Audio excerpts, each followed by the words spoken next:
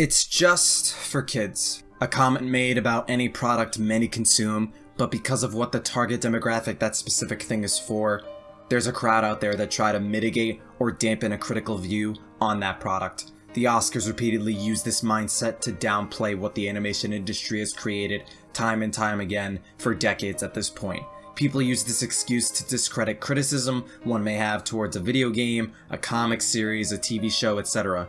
The phrase, "it's just for kids," or "it's for kids," has continuously been tossed around more often than not, for the sake of trivializing the work in question, downplaying someone's excitement for the work or product, or to mitigate criticism surrounding it, especially the negative kind.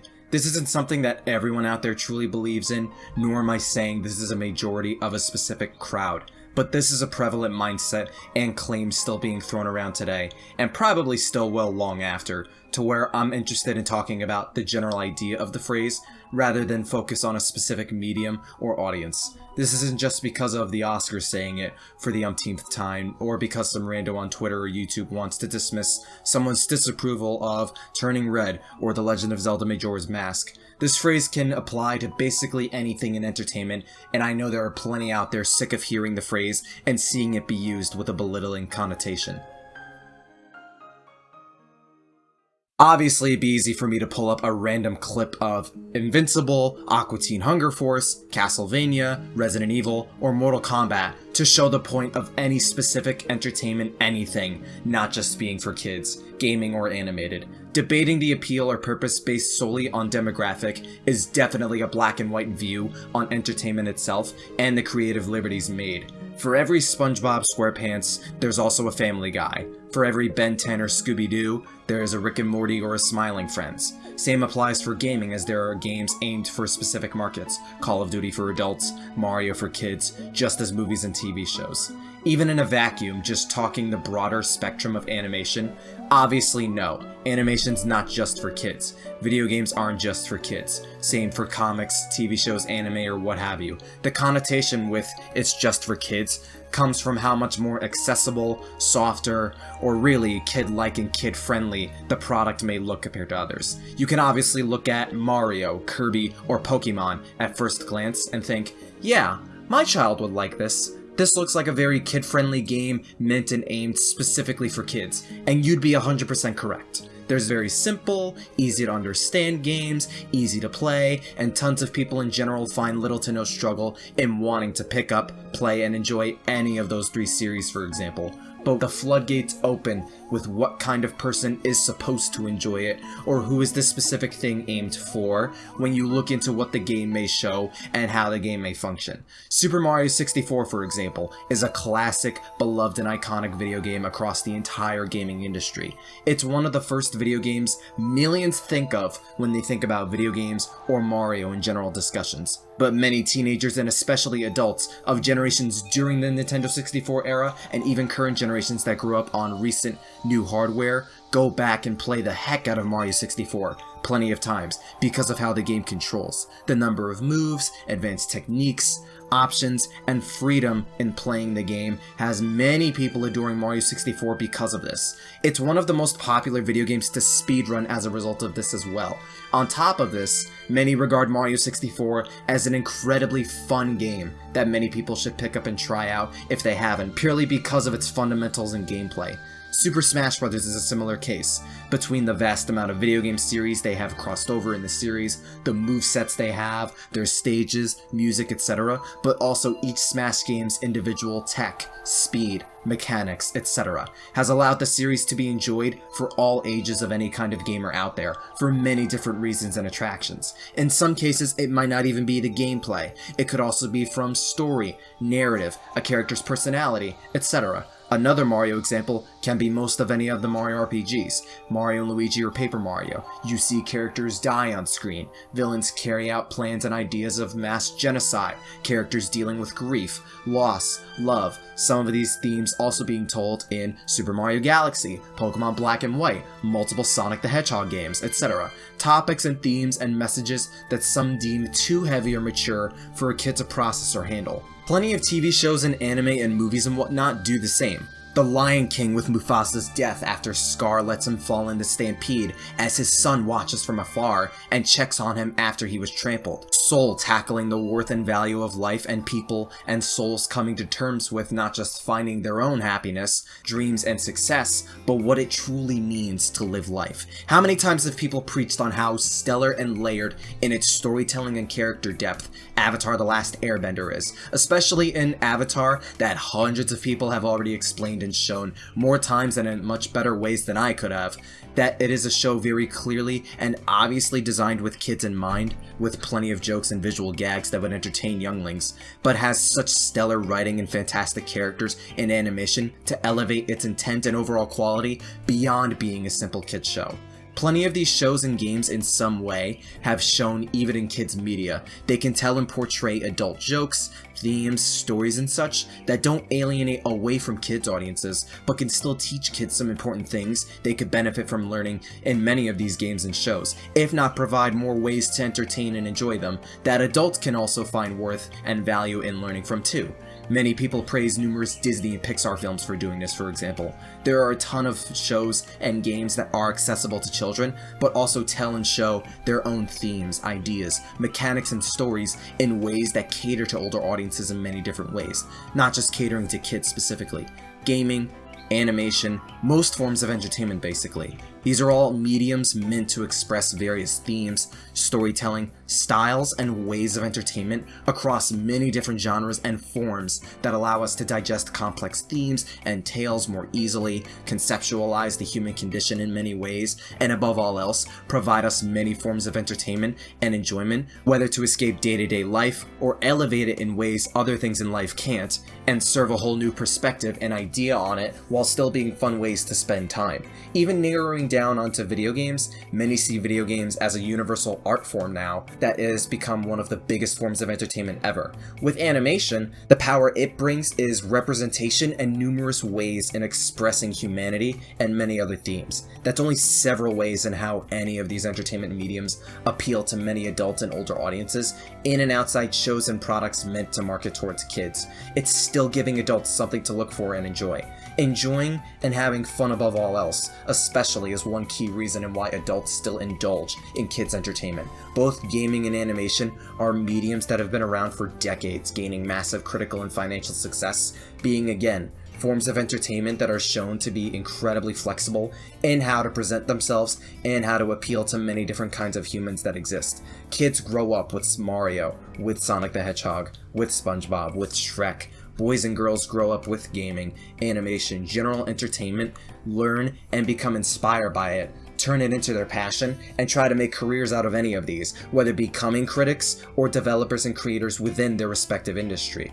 Adults love games and animation and have continuously made many fantastic stories and games. It's never consistently been solely a kid's fantasy adults are forced to endure to watch or make, when there's been an active history of adults enjoying the production of making and writing shows like Gravity Falls, SpongeBob, Tom and Jerry, Ed, Edd n Eddy, etc. It's because these types of shows and video games have many versions, episodes, games, sequels, etc. that are designed and created with enough care, passion, effort, and creativity to appeal to multiple audiences at once. Fun and creativity, forget whimsy or magical charm and such, aren't limited to being a kid's form of enjoyment and entertainment when many shows, movies, and video games engaging and such have proven and done many ways to provide that fun and charm for adults just as effectively.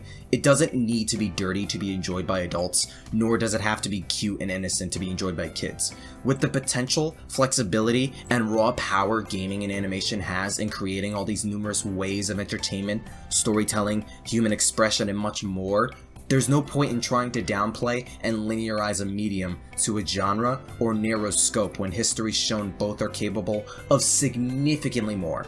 Especially when animators and people in both industries are exploited by executives and studios, especially in animation's case, but also when that mindset completely hinders and ignores the creativity and diversity both mediums have tried to express and promote.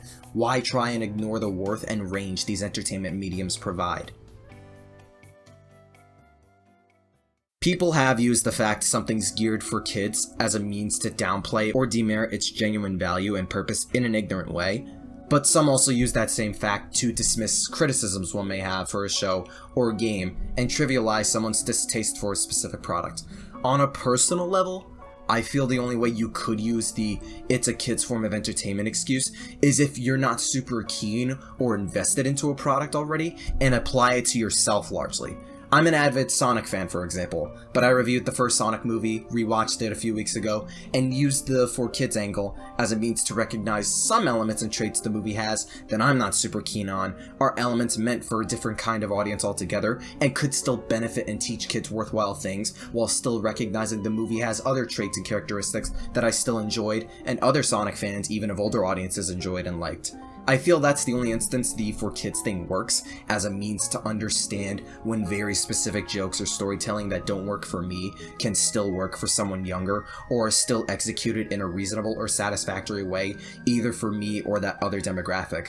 From the angle that it weighs in on my own personal enjoyment, my own experience and feelings on it is where I think it can apply, especially when it's not a super serious flaw, point of contention, or thing I personally wasn't keen on but won't lose sleep over. But the for kids thing isn't as easily applicable towards someone else who might dislike said trait, movie or video game for it, or based on the execution, style, context, etc. Not everyone's going to feel the same as me on a specific detail or overall product, and almost every single human that indulged in some type of entertainment I indulged in will have a different experience from me in some way, and based around that will form their own opinion and idea surrounding it. That's not something I could take away from another, as it's not right, alongside the obvious that should go without saying, being everyone has an opinion on something and come to those opinions via specific reasons and logic. The more apt and sounder that logic and reasoning is, not only the easier it is to validate that opinion, but to understand where that person's coming from.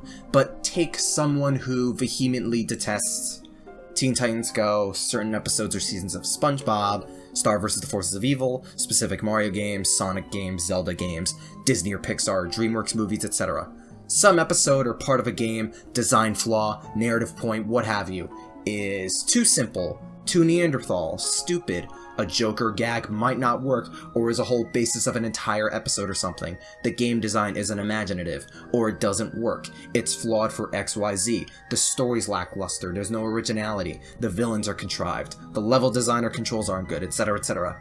If someone feels any of this, that's not something one can easily take away, especially if it makes sense. It being for kids or not is often entirely irrelevant. Kids can consume anything for sure, but parents and adults always, or at the very least should, try and monitor what their kids do and what's safe or not for them. Kids will eat anything. Kids will wander wherever they want without supervision. They'll pick up and play with any object they find. Kids might pick up a knife on the kitchen counter without knowing what it is one day and hurt themselves. One might eat glue or contaminated penny or whatever, etc. Point is, some kids out there might either not have a care in the world with what they do or consume, but they also could very well be taught the wrong things or are not taught enough to know which is safe or good for them and vice versa.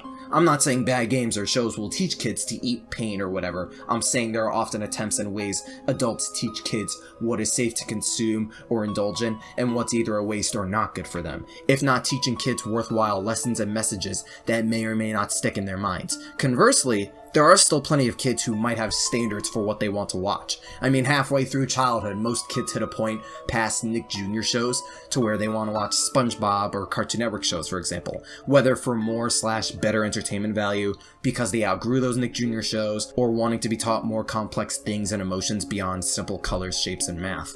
Not every kid has standards, but some do, and absorb a lot of information these games and shows tell and have, and it could stick with them for years. Kids are genuinely a lot smarter and more observant than people give them credit for, which can be scary. On top of this, some shows, games, elements of these things, etc. may even be made with cheaper quality, less substance or care, less intelligence projection, etc., regardless of the piece or product, and someone will excuse it with the fact it's made for children. But when that piece or product has managed to make a show, episode, game, etc., of a higher quality, passion, care, and effort and such, whether in storytelling, theming, design, control, structure, writing, presentation, etc., before, despite still being made for kids during that, Why is it all of a sudden okay now when it's lesser or not as efficient as it was before? It's fine for doing so because it's for kids, when that's never stopped it before. Adults make sure children eat well and are safe, or at least make sure they eat what they can, take them where they can while understanding what isn't safe,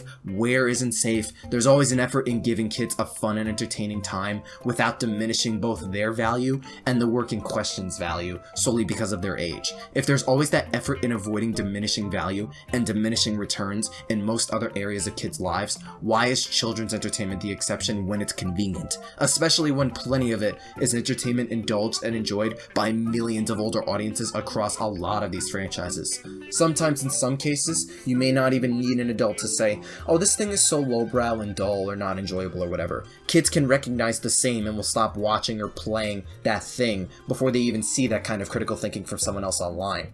Like a kid's show or game can still inhibit flaws and problems worth criticizing or be inefficiently made. The product being made for kids or not is entirely irrelevant to that. Adventure Time, Teen Titans, Chowder, etc., Kirby, The Legend of Zelda, Mario again, Sonic, etc. These and many other fictional series and franchises are children's entertainment, but are made with so much effort, passion, care, and creativity that not only are enjoyed by older audiences, but the people behind these projects, shows, and games understand you do still have to put care and delicacy for both kids to digest and enjoy, while also inhibiting a higher level of satisfaction via design, control, writing, story, etc. They try to make these things good and fun for adults and kids alike. It being made for the latter first and foremost usually doesn't matter if someone calls contention to a specific element that is deemed disappointing for a good reason.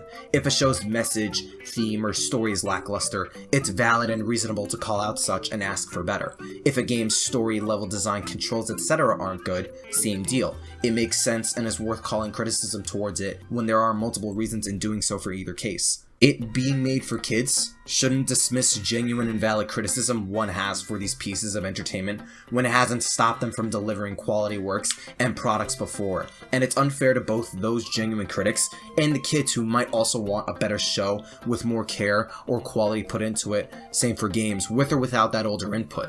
If designers, animators, writers, and more care about delivering a great experience for kids and adults alike, regardless of the core demographic, why should the core demographic become an excuse to ignore that or invalidate any justified criticism when kids are capable of learning and absorbing so much more than some may assume, and when many kids' entertainment never compromise the integrity, care, passion, and potential these mediums have in expressing and providing amazing high-quality stories, games, and experiences that kids and adults of a ton of different ages can enjoy and cherish together for many different reasons. It shouldn't be a problem or an issue if either a kid or an adult wants more out of something they feel is underwhelming, especially when they and you know the franchise or people creating it are capable of creating something much better than what they made. That's nothing worth downplaying or mitigating. Same for when something meant for kids is incredibly put together and well made. You have no reason in trying to misrepresent a whole medium as a genre or smaller thing, or to diminish one's enjoyment of a genuinely good product just because it's made for kids. Especially if it's made for kids and it wound up being that good, like Megamind, a Zelda or Mario game specifically, etc. That proves how strong, creative, and powerful gaming and animation can be as entertainment when put in the right hands and given the right amount of effort and care, to where it's unfair and silly to try and invalidate that because it's just for kids, you know? Thank you for watching, and stick around for more videos related to gaming and discussions around those, but hopefully more animation discussions and reviews as well, movies, TV shows, hopefully more anime stuff. Stay super. 哟，嘿，妹妹，嘿，我来呀！哦哦，够狠！大哈哈呀！拉面，嘿，来面，海哥面，够狠！再见呀！哈哈，拉面，酱手面，谢谢。